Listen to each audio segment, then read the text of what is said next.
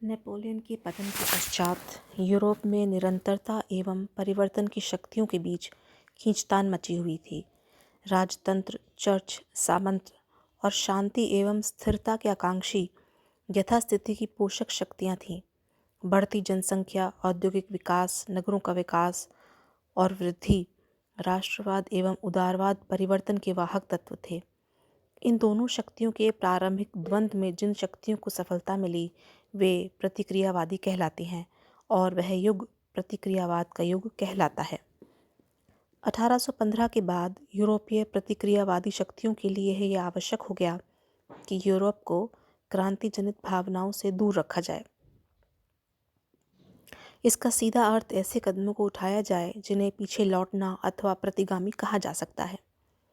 इसके अंतर्गत वियना कांग्रेस और मेटरनिख युग का अध्ययन आगे के लेक्चर में किया जाएगा और इससे यह साबित होगा कि किस प्रकार यूरोपीय राष्ट्रों ने युग की बयार के विरुद्ध चलने की कोशिश की, लेकिन अंत में वह असफल रहे। नेपोलियन की पराजय यद्यपि यूरोपीय राष्ट्रों का संवेद प्रयास का प्रतिफल था, किंतु यहीं से आगामी आधी शताब्दी प्रतिक्रियावादी शक्तियों की वापसी के थे। अनुदारवाद का युग प्रतिगामी था और कोई भी प्रतिगामी कदम स्थायी नहीं हो सकता। यूरोप की कूटनीति में नेपोलियन से संघर्ष के अंतिम चरण में महान व्यक्तियों के बीच सम्मिलित सहयोग का एक नया युग आरंभ होता है। 1813 में परस्पर मतभेद भूलकर इंग्लैंड, रूस, ऑस्ट्रिया और प्रशा ने मिलकर नेपोलियन को परास्त किया। तत्पश्चात यह मतभेद फिर से प्रबल हो गए। ऑस्ट्रिया, रूस और प्रशा के बीच पोलैंड की समस्या को लेकर भीषण मतभेद प्रबल हुए, जिसे देखते हुए इंग्लैंड के विदेश मंत्री लॉर्ड कैसलरे ने ऑस्ट्रिया के चांसलर मेटरनिख का सहयोग प्राप्त किया और महान व्यक्तियों के संगठन को पुनर्जीवित किया। लॉर्ड कैसलरे ने 1812 से 1822 के बीच तक चांसलर मेटरनिख के साथ मिलकर यूरोप के कूटनीतिक पुनर्निर्माण में अपना महत्वपूर्ण योगदान दिया, जबकि 1815 से 1848 तक के यूरोप के कूटनीतिक इतिहास में मेटरनिख यूरोप के भाग्य विधाता के रूप में प्रसिद्ध है। तो सबसे पहले हम पढ़ेंगे वियना कांग्रेस के बारे में, जो 1814-15 में आरंभ हुई। सितंबर 1814 में इतिहास प्रसिद्ध वियना कांग्रेस का आरंभ हुआ, जिसमें टर्की को छोड़कर यूरोप के सभी राज्यों के शासक अथवा उनके प्रतिनिधि सम्मिलित हुए, किंतु उन्होंने इतनी फूट और विवेकहीनता का परिचय दिया कि एल्बा में बैठे हुए नेपोलियन को फ्रांस लौटकर एक बार पुनः सम्राट बनने का अवसर मिल गया। लुई 18वां फ्रांस छोड़कर भाग गया। नेपोलियन पुनः फ्रांस का सम्राट बन गया। इस घटना से समस्त यूरोप में सनसनी फैल गई। कांग्रेस वियना में सम्मिलित यूरोप के शासकों ने आपसी मतभेद बुलाकर एक बार फिर से यूरोप की शांति भंग करने वाले नेपोलियन से निपटने का निश्चय किया। फलतः 100 दिवसीय युद्ध आरंभ हुआ। 18 जून 1815 को वाटरलू के ऐतिहासिक मैदान में निर्णायक युद्ध हुआ, जिसमें परास्त होकर नेपोलियन पेरिस की ओर लौट गया और बाद में उसने आत्मसमर्पण कर दिया। इसके बाद वियना कांग्रेस का सम्मेलन आरंभ हुआ। इस सम्मेलन में टर्की के अतिरिक्त यूरोप के सभी देश शामिल हुए। मुख्य कार्य विशेषतः 4 व्यक्तियों द्वारा ही संपन्न हुआ था। वह था मेटरनिख, जॉर्ज अलेक्जेंडर प्रथम, टेलोरां, कैसलरे। वियना सम्मेलन में भाग लेने वाले कूटनीतिज्ञों में यदि कोई असाधारण व्यक्ति था तो वह मेटरनिख था। नेपोलियन के पतन के बाद यूरोप के राजनीतिज्ञों में उसी ने सर्वोच्च स्थान प्राप्त कर लिया। ऑस्ट्रिया का वह चांसलर प्रधानमंत्री था और इस सम्मेलन का सभापति बना रहा। वियना कांग्रेस में मेटरनिख ने की बहुत ही महत्वपूर्ण और निर्णायक भूमिका रही, जिसका कारण यह था कि जितनी कूटनीतिक क्षमता और अनुभव का धनी मेटरनिख था, उतना अन्य कोई समकालीन राजनीतिज्ञ नहीं था। इसके बाद आते हैं जॉर्ज अलेक्जेंडर प्रथम। रूस का यह सम्राट बड़ा ही प्रतिभाशाली व्यक्ति था, लेकिन अच्छा राजनेता और कूटनीतिज्ञ नहीं था। नेपोलियन को पराजित करने में उसका जो योगदान रहा, वह उसकी प्रतिष्ठा बढ़ाने में सहायक बना। इस कारण यूरोप के सभी राजनीतिक समस्याओं में उसकी सम्मति आवश्यक मानी जाने लगी। इसके बाद टेलोरां, ये फ्रांस के व्यक्ति थे और पराजित देश का प्रतिनिधि होते हुए भी उसने सम्मेलन के निर्णय पर विजयी देशों के प्रतिनिधियों के समान प्रभाव डाला। नेपोलियन की पराजय के साथ ही वह बूर्बो वंश का कट्टर समर्थक बन गया था और फ्रांस के विदेश मंत्री के रूप में उसने महत्वपूर्ण भूमिका अदा की। कूटनीतिज्ञों के मतभेदों से लाभ उठाकर उसने अपने देश को युद्ध के आर्थिक हर्जाने से बचाया। ऑस्ट्रिया और रूस के मतभेदों का लाभ उठाते हुए अपने पराजित देश को उसने पुनः यूरोप में सम्मानित स्थान दिलाया। यद्यपि तैलेरां अपने युग का एक सफल कूटनीतिज्ञ था और उसने फ्रांस की खोई हुई प्रतिष्ठा को फिर से पाने में सफलता भी अर्जित की, लेकिन उसे इस सम्मेलन के बाद फ्रांस में कोई भी सम्मानित पद नहीं मिला।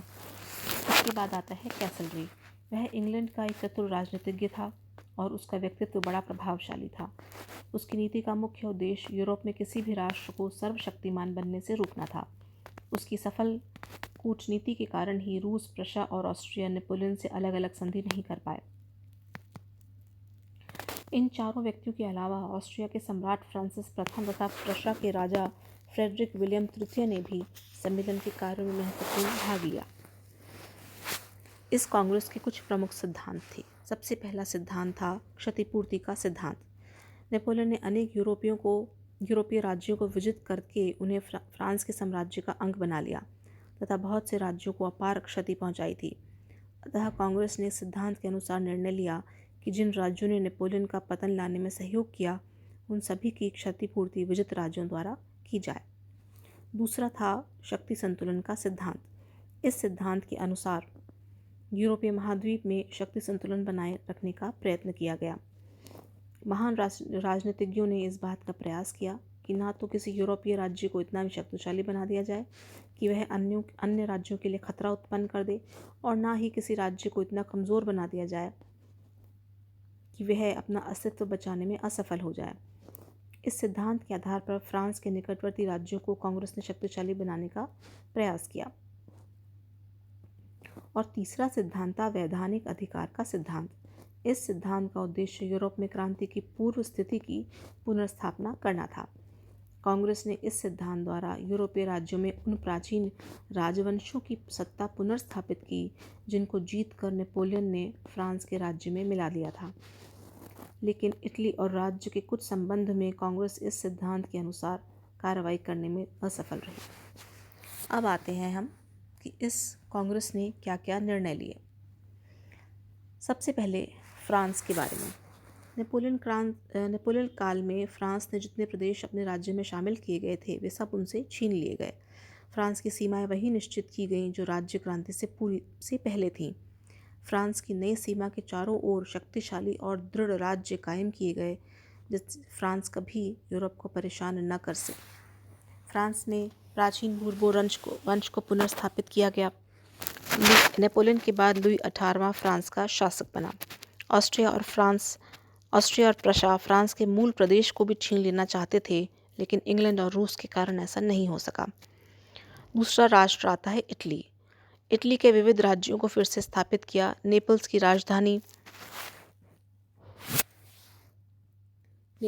राजगद्दी बूर्बो वंश के फर्डिनेंड सप्तम के अधीन की गई। पोप के प्रदेश फिर से पोप के अधीन कर दिए गए। पीडमोंट का राज्य फिर सार्डिनिया के राजा को दे दिया गया। इसके अलावा जेनेवा का प्राचीन गणराज्य भी सार्डिनिया को दे दिया। इस तरह से सार्डिनिया एक मजबूत राज्य बन गया जिससे दक्षिण पूर्व में वह फ्रांस के आक्रमण को रोक सके। टस्कनी और मॉडर्ना में फिर से उनके पुराने राजवंशों की स्थापना की गई। परमा का राज्य नेपोलियन की पत्नी मरिया लुइसा को दे दिया गया। नेपोलियन के आक्रमणों के समय इटली मुख्यतः दो राज्यों में संगठित हो गया था, इटली का राज्य और नेपल्स। लेकिन फिर से उसे अनेक भागों में बांट दिया गया ताकि इटालियन राज्यों में एकता उत्पन्न न हो सके और वे ऑस्ट्रिया, पोप और पूर्व वंश के शासकों से नियंत्रण से मुक्त होने के लिए संगठित न हो सके। इस प्रकार इटली में पुरातन व्यवस्था पुनः प्रतिष्ठित कर दी गई ताकि वहाँ पर ऑस्ट्रिया का प्रभाव पुनः स्थापित हो जाए। इसके बाद आता है जर्मनी। नेपोलियन के आक्रमण से पहले जर्मनी में सैकड़ों राज्य थे। नेपोलियन ने इन में से बहुत से राज्यों का अंत कर दिया और सबसे महत्वपूर्ण राज्यों को संगठित करके राइन राज्य संघ का निर्माण किया। अब यहाँ यह लगभग असंभव ही था कि पहले के सैकड़ों राज्यों को पुनः स्थापित कर दिया जाए। प्रशा के अतिरिक्त कुल मिलाकर 38 राज्य कायम रखे गए, जिन्हें नवीन जर्मन राज्य संघ में संगठित किया गया। इसे जर्मन परिसंघ कहा गया। इस नवीन संघ की एक केंद्रीय राज्यसभा बनाई गई, जिसका अध्यक्ष ऑस्ट्रिया को बनाया गया। इसके अंतर्गत 2 साधारण सभाओं का भी प्रावधान रखा गया। सभी राज्यों ने एक दूसरे की सीमाओं के सम्मान का और संपूर्ण जर्मनी और पारस्परिक रक्षा का वचन दिया। तीसरा आता है प्रशा। जर्मनी के जिन राज्यों की सत्ता कांग्रेस ने स्वीकार की, उनकी सीमा का निर्धारण करने में बड़ी कठिनाइयों का सामना करना पड़ा। प्रशा को अनेक प्रदेश दे दिया गया। राइन नदी का पश्चिमी प्रदेश प्रशा को दिया। सक्सनी के राज्य ने नेपोलियन की सहायता की थी, अतः दंड स्वरूप उसका 40% प्रदेश प्रशा के अधीन कर दिया गया। पोलैंड और पोमेरेनिया का कुछ प्रदेश प्रशा को सौंप दिया गया। प्रशा को यह इनाम इसलिए मिला था क्योंकि नेपोलियन को पराजित करने और परेशान करने में उसका बड़ा हाथ था। अब प्रशा सैनिक दृष्टि से पहले बहुत ही उन्नति कर चुका था और उसका क्षेत्र भी अब बहुत विस्तृत हो गया। इसके बाद आता है ब्रिटेन। ब्रिटेन को सबसे अधिक लाभ हुआ। उसने बहुत से नवीन उपनिवेश प्राप्त किए। माल्टा, सेंट लूसिया, टोबैगो, मॉरिशस के द्वीप फ्रांस से लेकर ब्रिटेन को दे दिए गए। ट्रिनिडाड और होंडुरास पहले ही स्पेन के अधीन थे, वे भी अब ब्रिटेन को प्राप्त हो गए। इस तरह Sri Lanka, cap of good hope तथा गायना के कुछ प्रदेश हॉलैंड से ब्रिटेन के हाथ लगे। इस सब मिलने के बाद इंग्लैंड सर्वोच्च औपनिवेशिक शक्ति बन गया। इसके बाद आता है ऑस्ट्रिया। ऑस्ट्रिया से बेल्जियम का प्रदेश ले लिया गया और बदले में लोम्बार्डी, वेनेशिया और इलीरियन के प्रदेश दे दिए गए। रूस से पूर्वी गलेशिया और बवेरिया से टिरोल का प्रदेश लेकर भी ऑस्ट्रिया को दे दिया गया। दूर स्थित और कम आय वाले प्रदेश के बदले में ऑस्ट्रिया को नज़दीक के अधिक आय वाले प्रदेश मिल जाने से यूरोप में उसकी शक्ति बढ़ गई। फिर हॉलैंड को अधिक शक्तिशाली बनाया गया, जिससे उत्तर में फ्रांस पर अंकुश रखा जा सके। इसके लिए बेल्जियम का प्रदेश जो पहले ऑस्ट्रिया का प्रांत था, अब हॉलैंड में मिला दिया गया और वहाँ फिर से ऑरेंज राजवंश की स्थापना की गई। लग्जमबर्ग का एक क्षेत्र भी हॉलैंड में मिला दिया गया। रूस को वारसा का संपूर्ण प्रदेश प्राप्त हुआ। इसके अतिरिक्त फिनलैंड और बेसारबिया में भी इसका अधिकार रहने दिया गया। रूस ने फिनलैंड को स्वीडन से और बेसारबिया को टर्की से पिछले युद्धों में जीता था। पोलैंड को 3 भागों में बांटकर उसको रूस, प्रशिया और ऑस्ट्रिया ने हड़प लिया। इससे पहले भी इन राज्यों को आपस में कई बार बांटा गया था। वियना कांग्रेस ने पोलैंड का मुख्य भाग रूस को अर्पित कर दिया। वारसा का राज्य जो नेपोलियन के सामान के समय बनाया गया था, वह भी रूस को दे दिया गया। पोसन, थॉर्न और डोनेट्स्क के प्रदेश प्रशिया के हिस्से में आए और दक्षिणी गैलिशिया ऑस्ट्रिया को मिला। इसके बाद आते हैं अन्य राज्य, जिनमें स्वीडन और डेनमार्क, स्विट्जरलैंड और स्पेन की बातें हम करेंगे।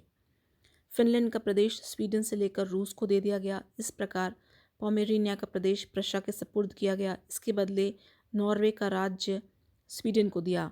नॉर्वे पहले डेनमार्क के अधीन था, लेकिन नेपोलियन की सहायता करने के दंड स्वरूप उससे नॉर्वे छीन लिया गया। स्विट्जरलैंड को फ्रांस के 3 प्रदेश दे दिए गए, इसलिए उसके राज्य में विस्तार हुआ और उसकी शक्ति बढ़ गई। उसको तटस्थ देश मान लिया गया। उसकी तटस्थता और स्वतंत्रता की जिम्मेदारी यूरोप के देशों ने अपने ऊपर ले ली। स्पेन में बूर्बो वंश की पुनः स्थापना हुई। इंग्लैंड ने स्पेन से ट्रिनिडाड प्राप्त कर लिया। अन्य कार्यों में प्रादेशिक पुनर्व्यवस्थाओं के अतिरिक्त कुछ और भी महत्वपूर्ण कार्य इस कांग्रेस ने किए। सबसे पहले वियना कांग्रेस ने दास प्रथा के विरुद्ध एक प्रस्ताव स्वीकार किया। इस प्रस्ताव में दास प्रथा को सभ्यता और मानव अधिकारों के विपरीत बताकर उसकी निंदा की गई। इसे अनैतिक और अमानवीय घोषित किया गया, पर कांग्रेस ने अपने कार्य की इतिश्री केवल प्रस्ताव पास करके ही समझ ली और इस प्रथा को अंत करने की दिशा में कोई सक्रिय कदम नहीं उठाया। कांग्रेस ने अंतर्राष्ट्रीय विधि के संबंध में भी अनेक निर्णय लिए। अंतर्राष्ट्रीय विधि में सभ्य लोगों के पारस्परिक संबंधों पर लागू होने वाले नियमों और रीति रिवाजों का संकलन किया गया। इस प्रकार अंतर्राष्ट्रीय नदियाँ नदियों में विभिन्न राज्यों के जहाज़ों का आवागमन, समुद्रों का उपयोग, राष्ट्रों के बीच पारस्परिक व्यवहार आदि का नियमन करने का प्रयत्न किया गया। इसके अलावा कांग्रेस ने भविष्य में यूरोपीय शांति को कायम रखने के लिए एक अंतर्राष्ट्रीय संस्था की स्थापना की, जिसे यूरोपीय संयुक्त व्यवस्था कहते हैं। वियना कांग्रेस के निर्णयों पर कांग्रेस राज्यों ने वाटरलू युद्ध के एक सप्ताह पूर्व 9 जून 1815 को हस्ताक्षर कर दिए।